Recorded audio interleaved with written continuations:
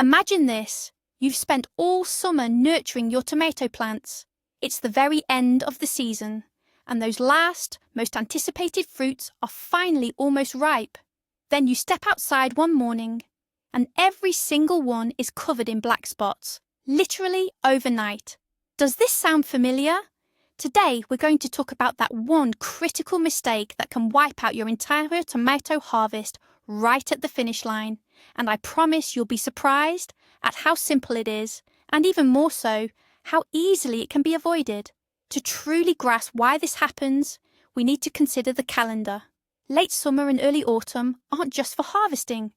They're a period marked by drastic temperature fluctuations. While the sun still shines warmly during the day, nights grow cold and, crucially, humid. Heavy morning dew is a telltale sign of these changes. It's precisely these conditions that awaken our main enemy in the air, the silent, invisible crop killer, Phytophthora blight. Its spores are practically everywhere, just waiting for the opportune moment to strike. So, let's dive deeper. What is that crucial trigger that sets off this chain reaction, transforming healthy fruits into shriveled, black husks practically overnight? You might imagine we're about to discuss some rare, seed-borne disease, or a mysterious lack of exotic micronutrients in the soil. But I think you'll be surprised. The cause is far simpler, and what's most frustrating, it's something entirely within your control. This fatal error isn't some complex agricultural technique. It's a simple, almost automatic action that most of us perform regularly, without a second thought.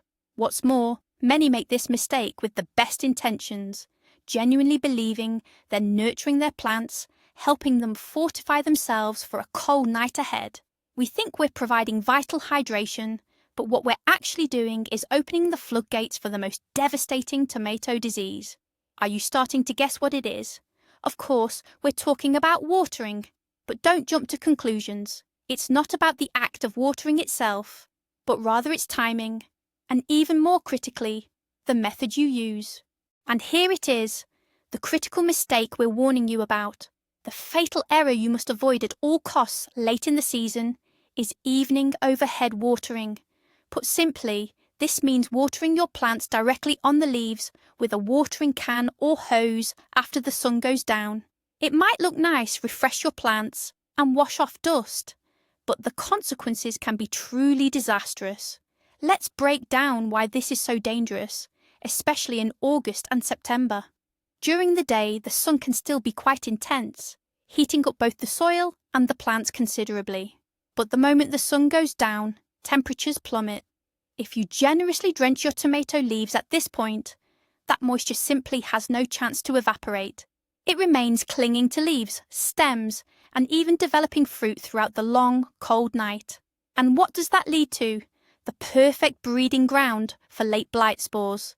It's literally a paradise for it. Cool temperatures, 100% humidity, and no harmful UV light. You are essentially creating the perfect incubator for the disease, right there in your garden beds. How does this actually look in practice? Let's visualize it. It all starts with small, barely noticeable brownish-grey spots, usually on the lower leaves. They might even have a slightly lighter edge. Many gardeners don't even pay them any mind, often dismissing them as minor mechanical damage or perhaps a bit of sunburn. But this is merely the calm before the storm. Then, over just one cold, damp night, a night you might have unwittingly created with your evening watering, the fungus explodes, spreading at an incredible, almost unbelievable speed. Those tiny spots rapidly morph into large, sprawling necrotic zones. By morning, when you step into your garden, you're confronted with a truly heartbreaking sight.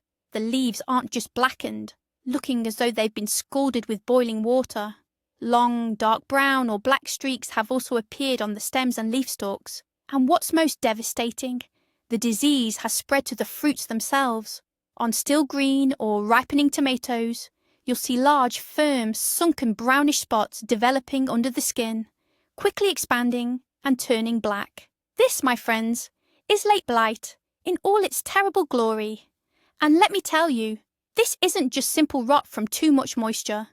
No, This is an aggressive infection that you, entirely unintentionally, welcomed into your garden, and unfortunately, provided with the perfect conditions to thrive. So, what's the right approach? How do you prevent this nightmarish scenario? The solution is actually quite simple. Remember this golden rule for late-season tomato care.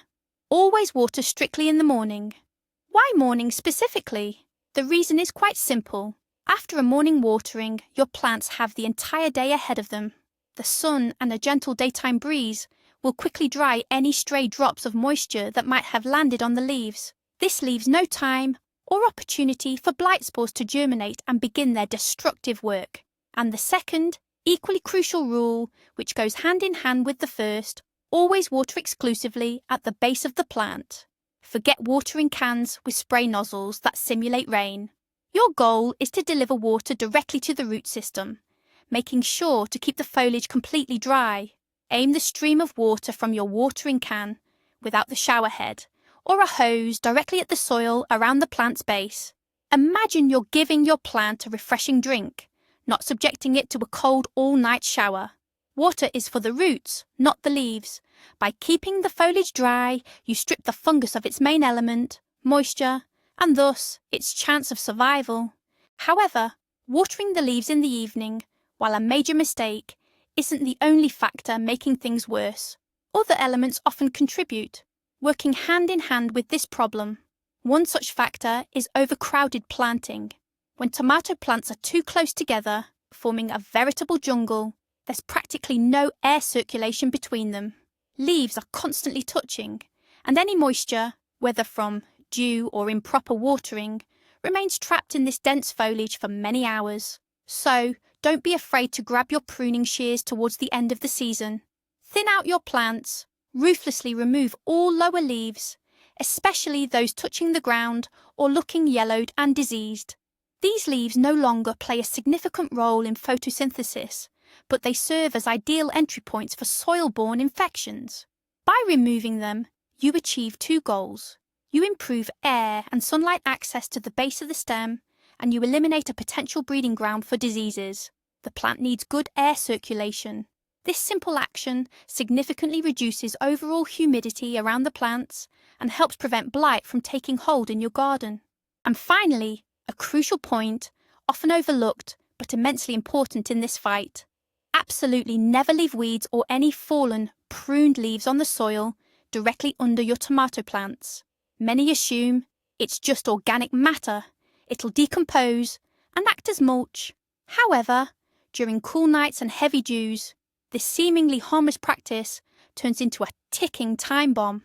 Any plant matter on the soil surface, whether weeds or your own pruned leaves, acts like a sponge. It soaks up and retains nighttime moisture, fostering a persistent pocket of dampness right at the base of your tomato plants. This constant moisture provides the perfect breeding ground for diseases like late blight. When rain or irrigation splashes, these spores are carried from the damp soil directly onto the lower leaves, and that's where the infection takes hold. So keep the ground around your tomato stems impeccably clean. Regularly remove any weeds. Any pruned leaves and suckers should be promptly removed from the garden bed. Ideally, burn them rather than adding them to your compost, as fungal spores can easily overwinter there. Keeping the soil clean and dry directly under your tomato plants creates another powerful barrier, protecting your harvest from disease. And now for the most crucial and perhaps surprising point.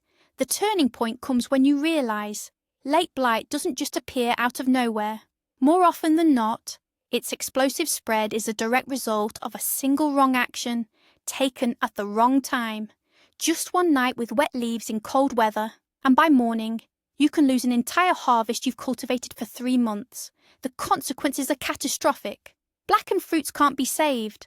They won't ripen, they won't store, and ultimately, they'll just have to be thrown away.